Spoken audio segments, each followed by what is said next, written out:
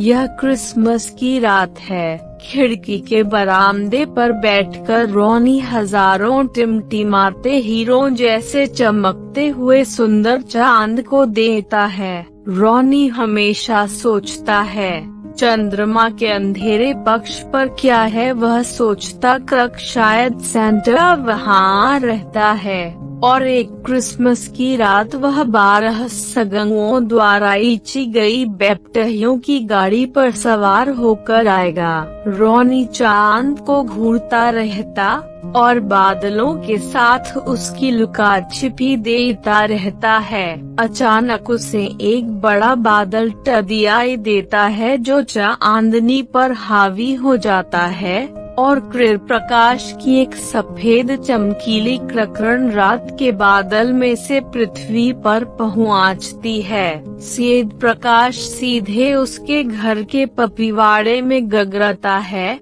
और गायब हो जाता है। रोनी थोड़ा डर जाता है। वह खिड़की बंद कर देता है और जल्दी से बस्तर में क्रिसल जाता है। सारी रात वह घर के पपीवाड़े में गगरी रोशनी के बारे में सोचकर बस्तर पर बेचैन रहा। रोनी सुबह उठता है और अपने घर के पपीवाड़े की तरफ दौड़ता है। वह बड़े पेड़ के पास जमीन पर एक योया सा गड्ढा देता है। रोनी सोचता है, यह वह जगह होनी चाहता है जहाँ कल रात को रोशनी हुई थी। लेकिन यह क्या था? क्या यह सेंटा था जो कि चंद्रमा के अंधेरे पक्ष से गगर गया था, या कोई अंतरिक्ष यान था? वह एक गहरी सांस लेता है और धीरे धीरे अंदर की ओर जाता है। वह लड़के को देखता है। हालांकि उसकी सभी शारीरिक विशेषताएं जैसे नाक, कान, मुंह और अंग इंसानों की तरह हैं, लेकिन एक सस्य कितना है क्रक उसकी त्वचा का रंग हरा है। लड़का अभी भी नीचे ले आया है जैसे क्रक वह गहरी नींद में हो। रोनी ने उसे जगाने के समय उसकी बाह में अपनी उंगली घुसा दी, लेकिन वह क्रीर भी ले आ रहा। अचानक रोनी लड़के की कलाई बैंड को एक झलक देता है। वह बैंड की धूल से लदी सीण को साफ करता है। सीण लाल रंग में संदेश देती है, कम ऑक्सीजन। रोनी सांस लेता है और लड़के के ससुर से हेलमेट को तुरंत बाहर छंकालता है। लड़का हाँफते हुए होश में आता है। धन्यवाद, आपका बहुत बहुत धन्यवाद। आपने मेरी जान बचाई। लड़का यह आंसता है। आप कौन हैं? रोनी पूछता है। और मेरे ट्री हाउस में क्या कर रहे हैं? मैं जूम हुआ। मैं आकाश गंगा से बहुत दूर एक और पृथ्वी का हुआ, लड़का जवाब देता है। वाह, आप एक असली एलियन हैं। रोनी अचंभत होकर पूछता है, क्या आप किसी तरह के मिशन पर हैं या बस एक अंतरिक्ष यात्री हैं? नहीं मेरे दोस्त, मैं यहाँ आया हुआ क्योंकि हमारा ग्रह तबाह हो गया और रहने लायक नहीं बचा है। जूम जवाब देता है, रहने लायक नहीं है। रोनी हैरान होकर कहता है, लेकिन कैसे? और ये क्रक्सनिक क्या मेरी ही पृथ्वी के लोगों ने ये क्या? जूम जवाब देता है, हमारी पृथ्वी भी खुशहाल और हरियाली से भरपूर हुआ करती थी और कई सुंदर जीव वहाँ रहते और हिलते उलते थे। लेकिन मेरे ग्रह के मनुष्यों ने उसे नशी कर दिया। कोई भी अपने घर को क्यों नशी करेगा? लालच मेरे दोस्त, मेरी पृथ्वी के मनुष्य लालची हो गए और प्रकृति का शोषण क्या जूम जवाब देता है। लालच। रॉनी संदेह से पूछता है। किस तरह की लालच? अधिक पाने और आराम से जीने की इच्छा ने मनुष्यों को अंधा बना दिया। उन्होंने वायु, धरती और जल को प्रदूषित कर दिया और परिणाम स्वरूप एक दिन ऐसा आया जब हमें सांस लेने के समय ताजी हवा नहीं संभली, पीने के समय ताजा पानी नहीं संभला और ना ही भोजन उगाने के समय उपजाऊ जमीन। जूम रो पड़ा। अच्छा, तो यही कारण है कि आपने अपनी धरती को उलट दिया और हमारे पास आए। रॉनी कहता है। हाँ मेरे प्यारे दोस्त, लेकिन यह बहुत दुर्द है कि यह पृथ्वी भी आत्म पवनाश की राह पर है। इस पृथ्वी के मनुष्य वही गलतियां कर रहे हैं जो एक बार मेरे ग्रह के मनुष्यों ने की थी। जूम कहता है। वे गलतियां क्या हैं? मैं अब डर गया हुआ। मैं जानना चाहता हूँ, रॉनी पूछता है। सबसे पहले तुम सब वायु को प्रदूषित कर रहे हो। वायुमंडल में वायु की गुणवत्ता खराब होती जा रही है, जैसा कि तुम जानते हो। सभी जीववत रूपों को जीने के लिए ऑक्सीजन की जरूरत होती है। हम सभी ऑक्सीजन में सांस लेते हैं और कार्बन डाइऑक्साइड को बाहर निकालते हैं।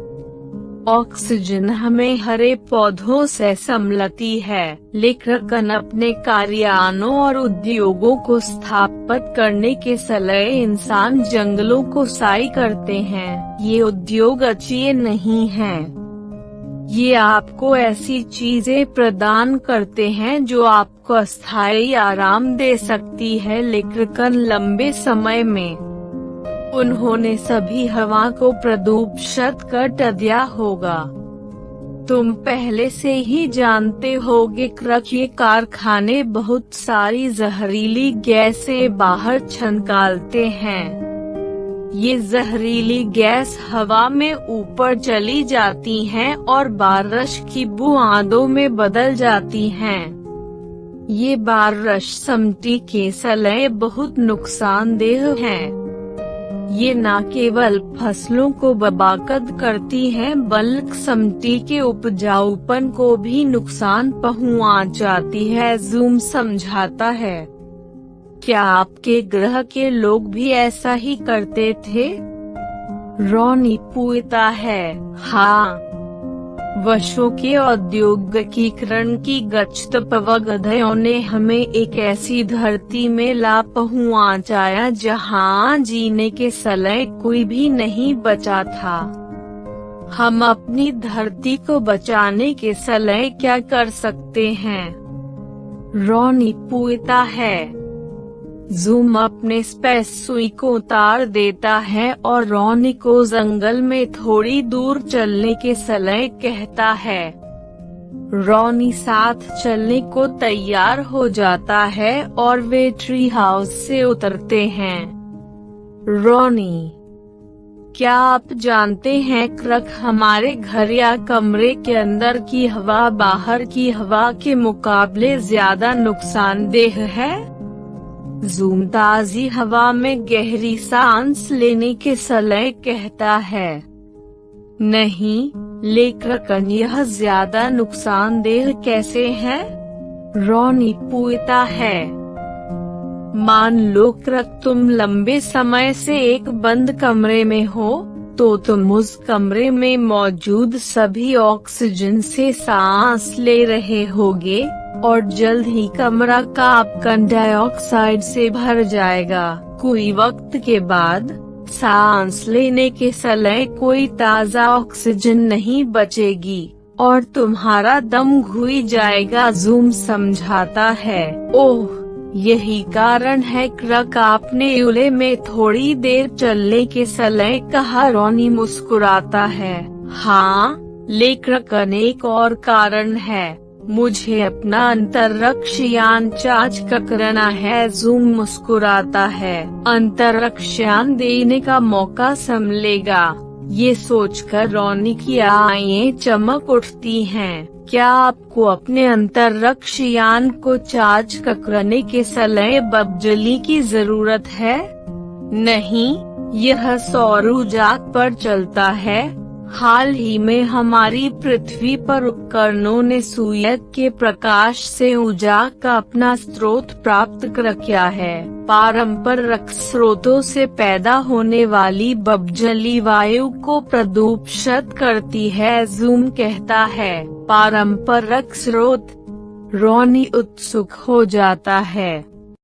हाँ, कोयला, पेट्रोलियम और डीजल जैसे ईंधन ऊर्जा प्राप्त करने के पारंपरिक स्रोत हैं।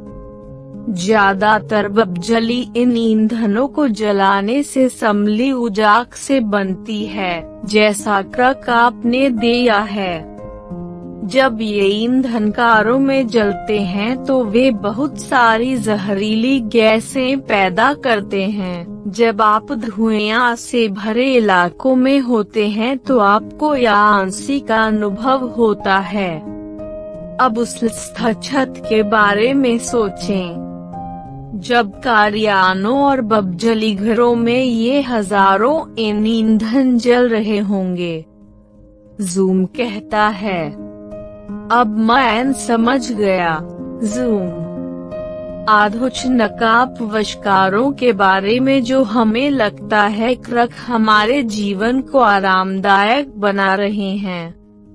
यह एक तरह से पूरी पृथ्वी को विनाशकारी अंत तक ले जा रहे हैं। ये चीजें हमारी वायु को प्रदूषित कर रही हैं और इसे जहरीला बना रही हैं। लेकिन क्या क्रक जाना चाहता है? हम जानते हैं क्रक हम इन चीजों पर अपने जीवन की क्षण भरकता से इनकार नहीं कर सकते। रॉनी पूछता है, जरूरत के साथ लालच की जांच करना। हमें इन चीजों पर अपनी क्षण भरकता कम करनी होगी। हमें प्रकृति के लिए ज्यादा से ज्यादा जिम्मेदार बनना चाहता है। हमारी तरी से थोड़े से प्रयास करने से परिस्थितियों में कई बदलाव आ सकता है। कारों और वाहनों के इस्तेमाल को कम करना। इस्तेमाल न होने पर हमारे घरों पर बिजली के उपकरणों को बंद करना।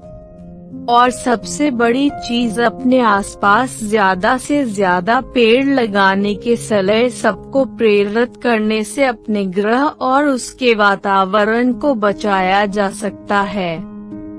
जूम बताता है, आप सही कह रहे हैं जूम। हम बच्चे इस ग्रह के भविष्य हैं और हमें अपनी धरती की रक्षा करनी चाहता है। रॉनी कहता है, जूम ने झाड़ियों में अपने अंतरिक्ष यान को उतारा था। वह रॉनी को अंतरिक्ष यान में ले जाता है और उसे यान से वापस ट्री हाउस में ले चलने की पेशकश करता है। रॉनी वापस ट्री हाउस अपने दोस्तों को योजने के लिए जाता है जो ट्री हाउस में उसका इंतजार कर रहे हैं। जिन्हें उसने क्रिसमस पार्टी के लिए आमंत्रित किया था।